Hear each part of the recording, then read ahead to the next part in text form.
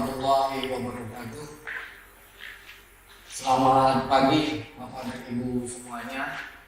Pagi ini saya akan berbagi pengetahuan terkait dengan Transstaff. Tentu dalam benak Bapak Ibu, Transstaff itu sesuatu yang biasa. Tetapi kenyataannya Transstaff itu agak sulit dilakukan dengan asumsi tidak memiliki pengetahuan dan ilmunya. Hari ini saya akan berbagi itu semua dengan Bapak Ibu terkait dengan Transstaff.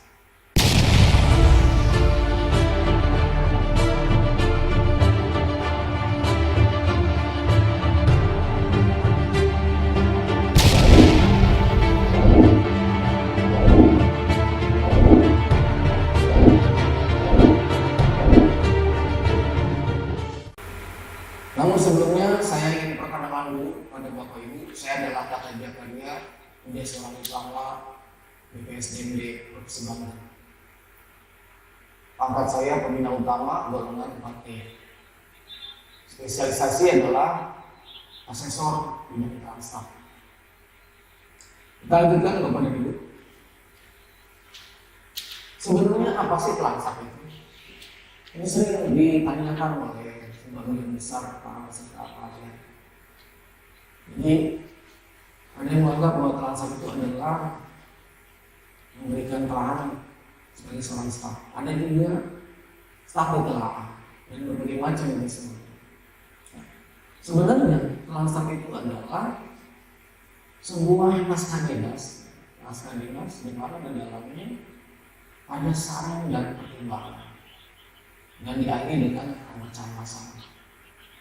Nah, untuk mencapai seperti yang terdapat dalam naskah ini, itu dipelajari benar-benar.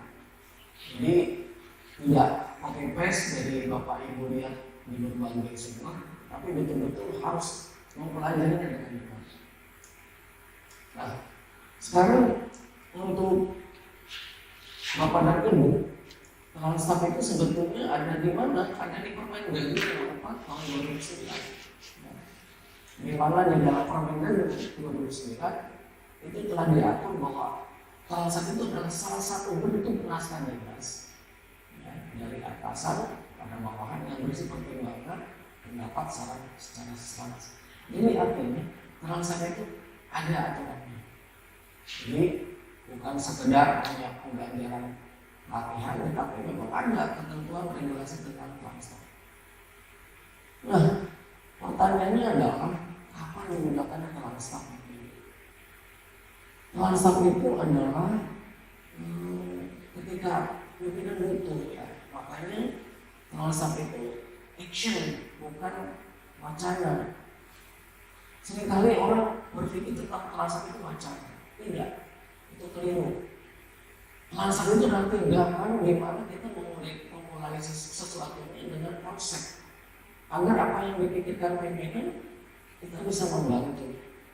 Jadi kalau pimpinan punya problem, disitulah kita hadir, bukan dengan cara mengomong-omongin bahwa pimpinan harus A, B, C. Tidak.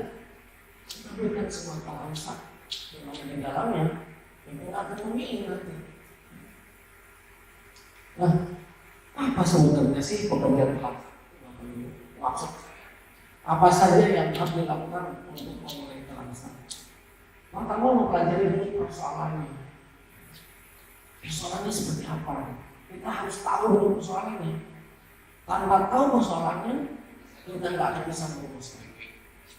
Nah, setelah kita tahu persoalannya, kita mengerti persoalan itu sendiri. Setelah mengerti, maka kita bisa memahami apa yang menjadi persoalan, baru dirumuskan. Ini nggak mungkin kita buat Transstaff itu Bapak Ibu begitu ada persoalan langsung kita buat Transstaff. Tidak, kita harus pelajari dulu, kita harus tahu betul persoalannya, kita harus mengerti betul persoalannya, kita harus paham persoalannya, baru kita. Nah, setelah kita rumuskan Bapak Ibu, kita analisis kembali, apakah yang kita buat itu sudah benar atau tidak. Karena terkadang Transstaff itu ketika sudah dibuat narasinya ternyata di dalamnya kering. atau narasinya tidak mendukung apa yang kita inginkan. Ini diagnosis kembali. Satu susu lagi dengan harapan setelah disusun akan kita dapatkan sesuatu yang kita harapkan. Ingat sekali lagi Bapak Ibu, telan sapi itu tidak dibuat untuk setiap waktu, tetapi dia hadir ketika situasi normal. Artinya, ketika dia butuh, dia harus ada di sana. Baru kita sudah. Kurang lebih seperti itu. Telan sapi itu. Nah kemudian apa sebenarnya fungsi telan sapi? Yang pertama jelas adalah membantu pimpinan. Karena pimpinan dimanapun berada butuh bantuan dari staf. Tapi kadang-kadang staf sendiri juga malah minta dibantu oleh pimpinan. Ini yang keliru. Jadi pimpinan itu seharusnya diberikan informasi yang seluas-luasnya, bukan diberikan sesuatu yang dia memikirkan lagi. Bukan kita yang memberikan informasi semestinya. Lalu kita sampaikan memecahkan masalahnya itu dari diri kita. Kemudian baru atasan itu memutuskan. Ini yang benar.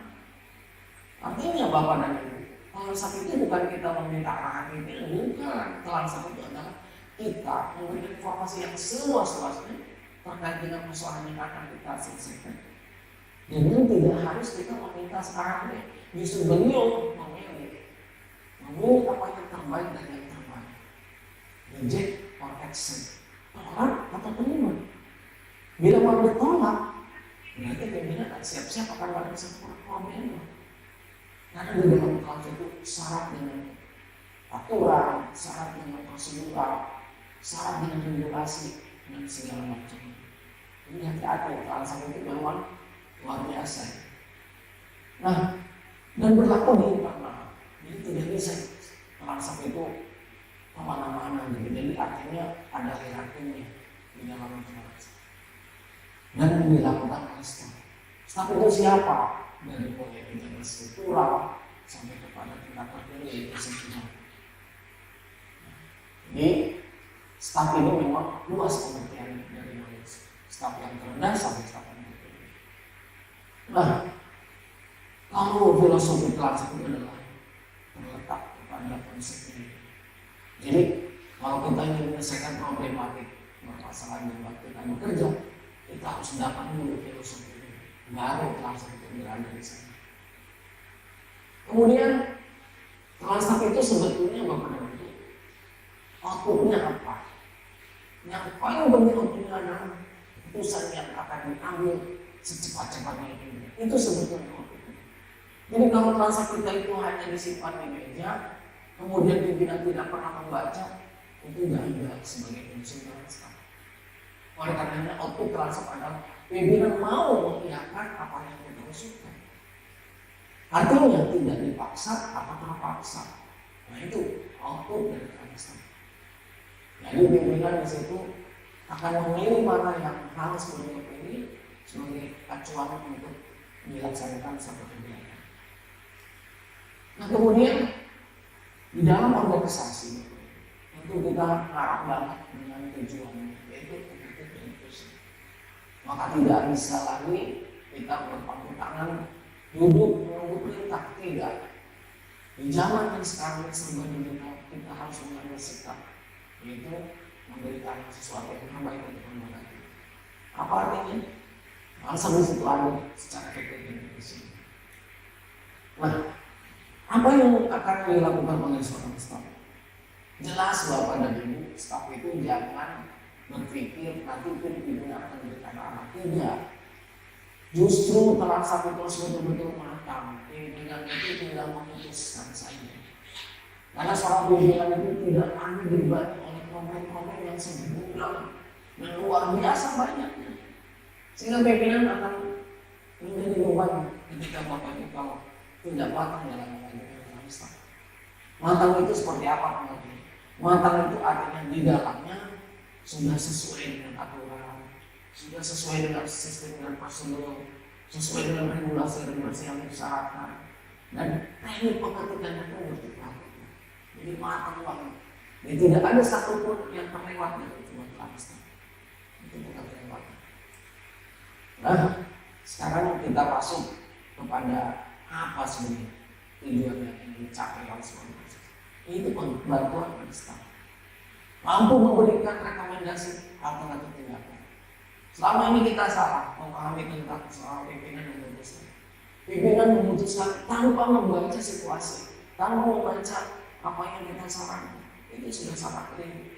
Nah, tapi di sini staf diminta untuk memberikan saran yang tepat untuk pimpinan.